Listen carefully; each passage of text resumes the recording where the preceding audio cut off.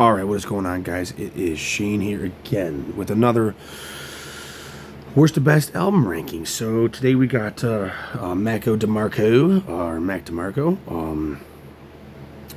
These next two rankings are going to be obviously Mac DeMarco, and I'm going to do Tame Impala as well.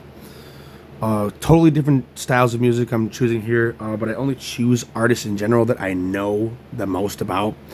About their track listing, their just whole discography, their riffing, their lyrics, their history, everything. I only obviously rank artists that I know what I'm ranking. I know a ton of riffs. I know a ton of different bands, a ton of different styles of music. I analyzed thousands of bands, thousands of songs.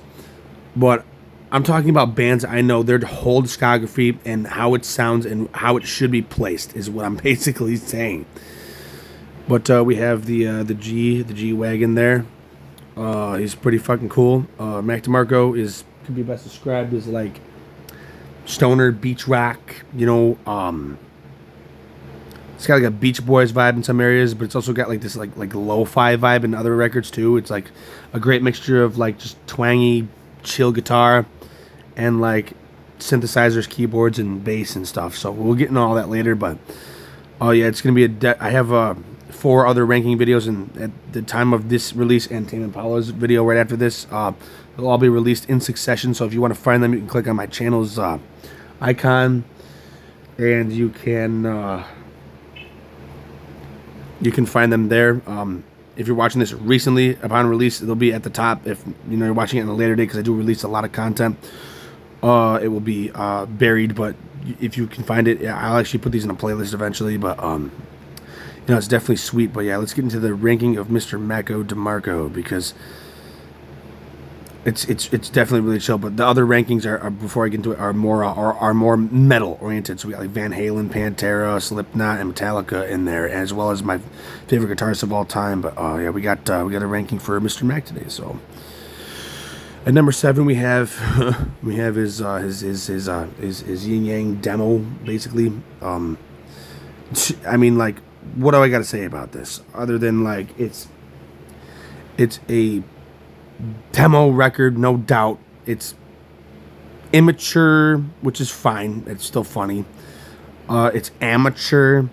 It's kind of too raw, but quite obviously it must have garnered him some attention, which it kind of did, because it led into the number 1 ranking album right after this. This is his first album, and it's not great. I can't believe this is even lower than the album you're about to see next, but I'll explain that in a little bit. But yeah, I mean, Yin Yang isn't an atrocious piece of music to listen to, but it's not really great either. I mean, look at like how they drew the album cover on a loose leaf sheet of paper with a bunch of immature, borderline shitty drawings. Even you can still see what it is. It's just it's amateur. But a lot of his stuff gets really great. If you trust me, if you listen to Mac DeMarco, especially if you listen to the first record that's on this list when we get to it, he's 101% listening to. He is a G though, and it's G music. It's.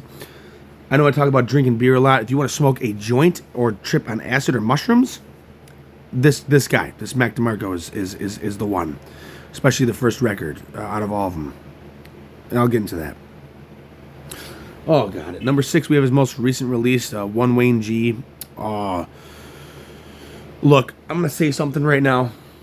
It's so low for a couple of reasons. One, the production is horrible, and the main reasoning for that, which is number 2, it's 199, and if you want to round it up, there's a technical 200 songs on this album.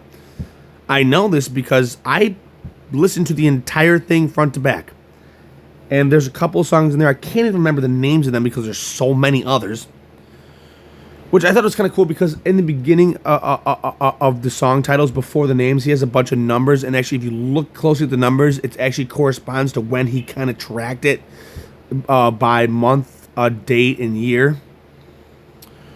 But still, it's too many songs. They're actually, by clawing through this fucking track listing of almost 200 songs, 199 technical. There are a couple bangers in here, but unfortunately, this has to be ranked so low because it's a 200 song record. Even if it was good, which there's only a couple good songs in here, no one's gonna sit down and listen to a record that's that long. That would take like an entire day, if not two. I can't even imagine how long this thing actually adds up to in minutes, but it's insane. I don't even consider this a record, but Mac DeMarco, as we know, is Mac DeMarco. Look, he's a skinny little guy, but that doesn't matter. But he's really actually in reality a fucking G. Mac DeMarco, one Wayne G. I mean, he's literally a G. Like, even though he's thin, he gives no fucks. But at the same time, he's like this lo-fi, like real chill, like let's smoke a joint. Everything's cool, yo, baby. He's one of those dudes, but he's really cool. He's a chill dude. Mac DeMarco's a legend in his own respect. So yeah, we'll move on. But yeah, One Way and G is not great. One of his, I think it was his second to most recent release. I'm not sure the year on this one. I think it was in the teens, the 2010s. I'm not sure, though. I think it was either 2018 or 19. Could have possibly scraped into 2020, but regardless, with that time frame, it was technically pre-COVID. And, it's got that creepy vibe to it, but not creepy, but like kind of atmospheric, I should say. Just look at the photo. But, again, it's another one of those records that, like, if any, like I say in all my rankings, if any band had made a record like this, it could have definitely, like, especially if it was a demo, could definitely garnered them some attraction to make something even better. But it's not. 5 Easy Hot Dogs is just kind of one of those, like, because he's older now, like kind of one of them like midlife crisis type sounding records. It's not really worth listening to. But I mean, if you have an open mind and you're willing to try new music, definitely give Easy Hot Dogs a listen. And I like some of the songs on there. It wasn't terrible, but still not great. Here Comes the Cowboy. I think this one was from 2019. So actually, I do think 5 Easy Hot Dogs is a little later, but this one came out. This is pre-COVID.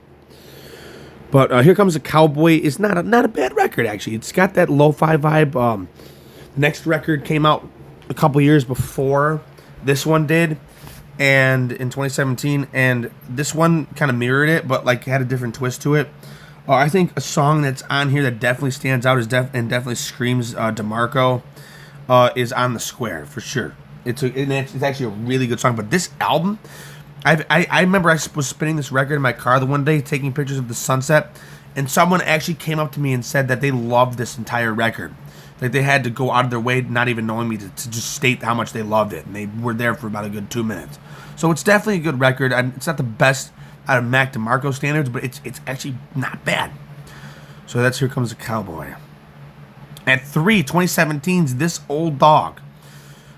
This Old Dog is what you could describe as him kind of shifting his musical direction, although kind of after the record we just discussed and this one, he didn't even have a musical direction, which is funny. But this was a change in sound from the next two records which came out before this.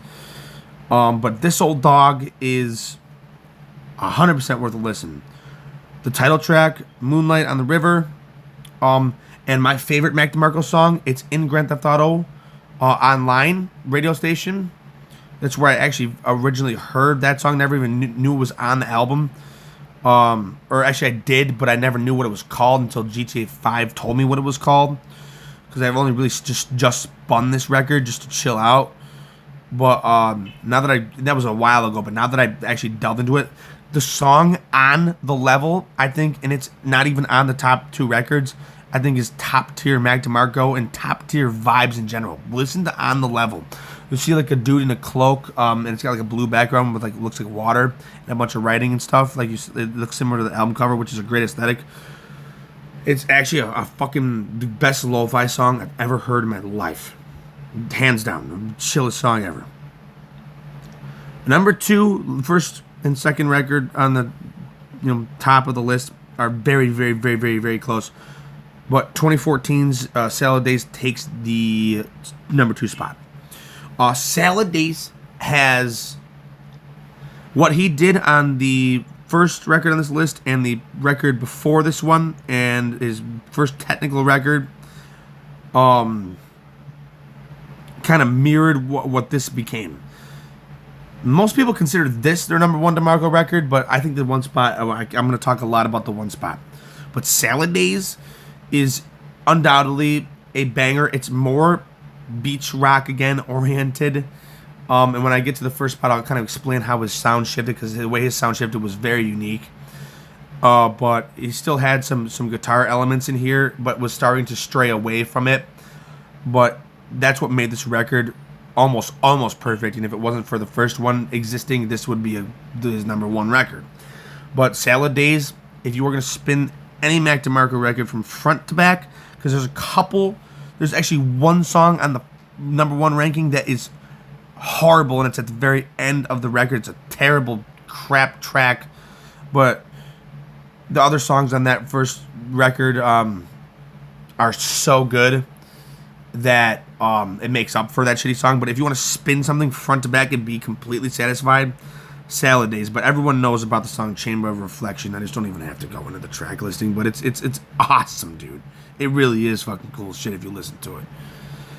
And of course, at number one, we have Mac DeMarco 2, or it's just called 2. It makes it seem like it's a second record, kind of like how there's a Van Halen 1, 2, and 3, but it's actually just called 2. There's no Mac DeMarco 1. There's no self-titled Mac DeMarco. It's just the only record that he just chose to name it 2. But I think it's cool because, as you can see there, I got the peace signs going there, so it's definitely fucking cool. But now I can get into it. So Mac DeMarco, before I get into what I like about this record, which is a lot of things, Mac DeMarco started off in his demo and on this record on that guitar you're seeing right there. And actually, that guitar looks like, and I guarantee he probably did, it was picked up from a garage sale, but he found this like shitty guitar that had such a beautiful fucking tone to it. But he went from playing rhythm guitar, and it started off as a drummer, bassist, rhythm guitarist, him on rhythm and lead singing, and a lead guitarist, to Salad Days, where you had more instruments and like keyboards and stuff like that, to This Old Dog, where now it starts to get like very keyboardy and some bass, but not much guitar work at all. Then you go into Jesus, my brain just flamed out. You go into what is it? God, why am I forgetting it? Here comes Jesus. Here comes the cowboy. You know, it's just. But you have these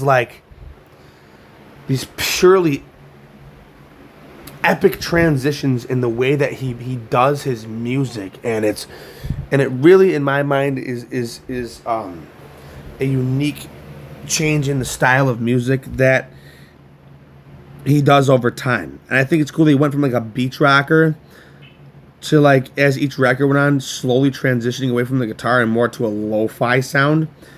And then he went back to the guitar for that last record, and, you know, still had the guitar in all the records, but this one right here, I like it because it solely sounds like it came from like the Beach Boys or like just a stoner hippie rock band.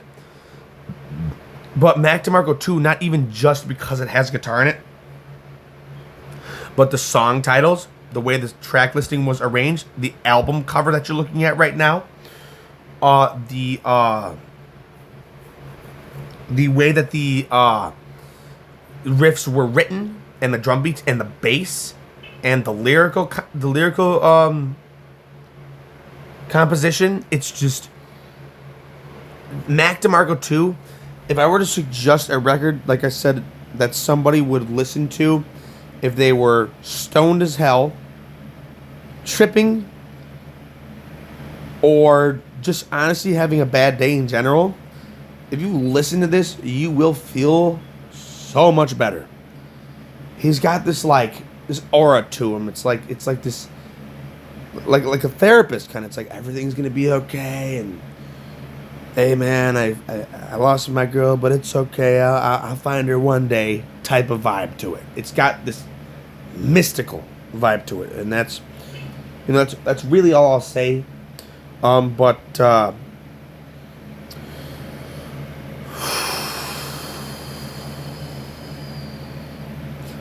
cooking up something good, dreaming, freaking out the neighborhood. Annie, Oh Viceroy, Robson Girl, Stars Keep on Calling My Name.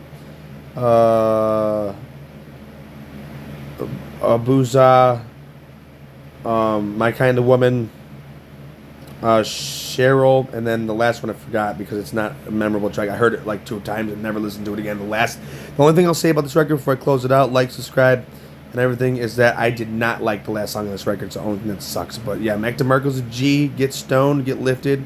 Subscribe, like, turn on the bell. You know the drill. Hope you enjoyed the video, and it's gonna help me out. It goes a long way.